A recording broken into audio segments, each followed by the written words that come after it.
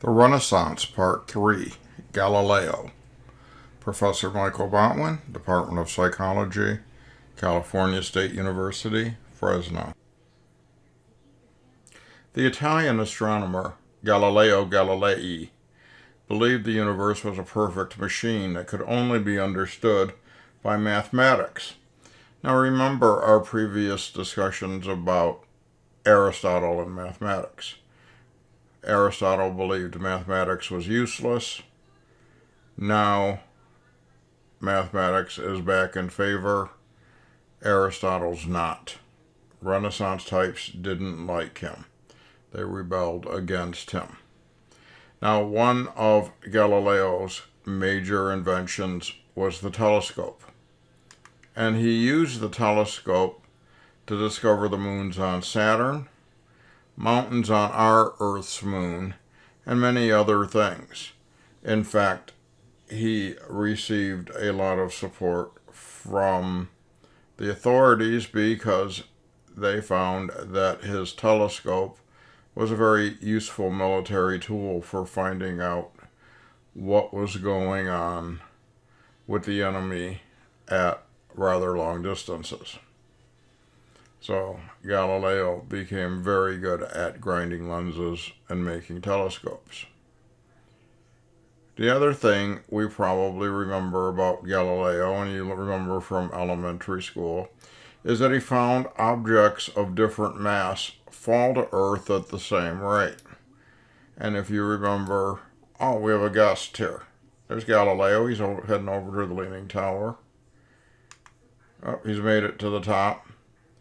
And I think he's going to demonstrate something for us. Let's see if he's going to drop a couple of things of different mass and see how they fall to Earth. Let's see if he can do that for us. Well, how about that? Thank you, Professor Galileo. And we see our little demonstration there of different objects falling to Earth at the same rate. Now, Galileo had interesting views on reality that are critical because they'll play a role in later psychology. And he talks about two forms of reality. Objective reality. And objective reality exists independently of any perception of that reality. So, we know that there are rings on Saturn. We've seen them through pictures with spacecraft. I can't see them with the naked eye. I know there are people living in Siberia, but I am not perceiving them right now. I'm only perceiving those people around me in Fresno, and there aren't many others in the office except for me right now. So objective reality says that objects exist whether we perceive them or not. And that's, in all honesty, most objects in the universe, right? We're not perceiving them, but we know they're there. We can deduce that. And with certain things, Galileo would say, explain them mathematically. Now, on the other hand, we also have subjective reality. Subjective reality is purely psychological and doesn't necessarily have a basis in reality. As you'll see in a moment, subjective reality basically has to do with how we experience something, not necessarily how it really is. So let's explore this.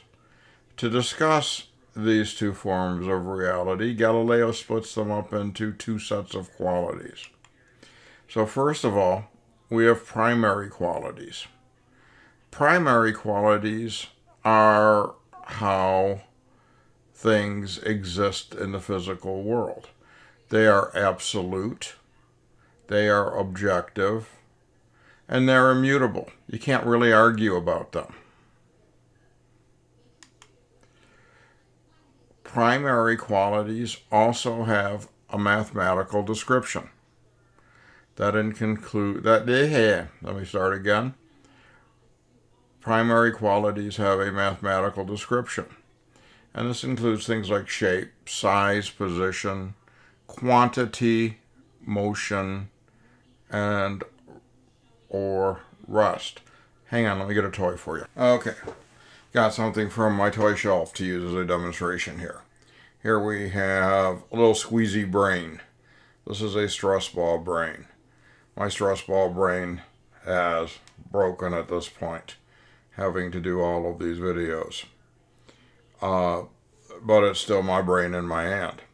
It has a shape, right? It has a size.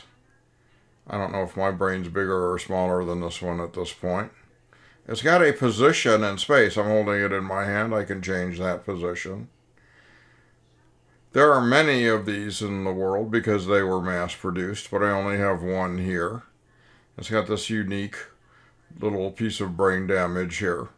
Somebody got a little bit too zealous playing with it. So there is one that's kind of ripped up like this and torn. And it's at rest in my hand, but I can put it into motion by fumbling around with it for a moment. So primary qualities exist in the world, and that brain ball now has a certain position on the floor of my office here.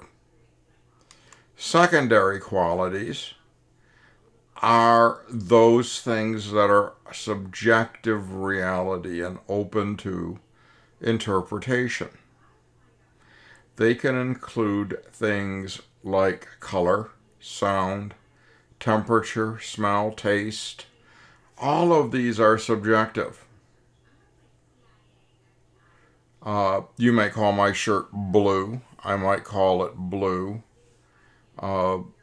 If you go to shop for polo shirts and you look at a catalog and you look at men's colored shirts, since guys aren't as fashion conscious as women have, I guess that stereotype's true, you'll probably find all kinds of different shades of color for the women's polo shirts. Same model for guys.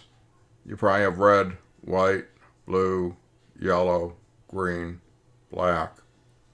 Basic colors because we're kind of basic. Sounds I like may offend you and vice versa. Temperature. Now, temperature as measured is absolute, but the perception of temperature is very subjective. In Fresno, in the summer, it's not uncommon to have 110, 115 degree heat during the day. But as we Fresnans love to say, it's a dry heat. I grew up in Michigan, and high 80s in the Detroit area where I grew up with 90% humidity is far more miserable than 115 and zero humidity, at least for me. Some things that people love the smell of, I dislike. I'm not big on scents.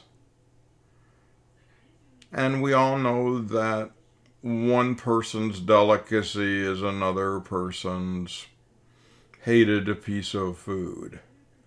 And what tastes good to me may taste extremely foul to you. Now, Galileo is fundamentally one of the most important scientists ever. But primary, secondary qualities, objective, subjective, reality, those are the important things that we need to remember about Galileo for our history of psychology. Also remember, and I forgot to tell you this one, but we talked about it in a previous video, the telescope defies common sense because you're seeing something in proportions that aren't in your reality necessarily. So, what's real? What's not real? How do we assess things? Those become some of the principal questions of the Renaissance scientist, and we'll continue talking about those in the history of psychology. See you next time.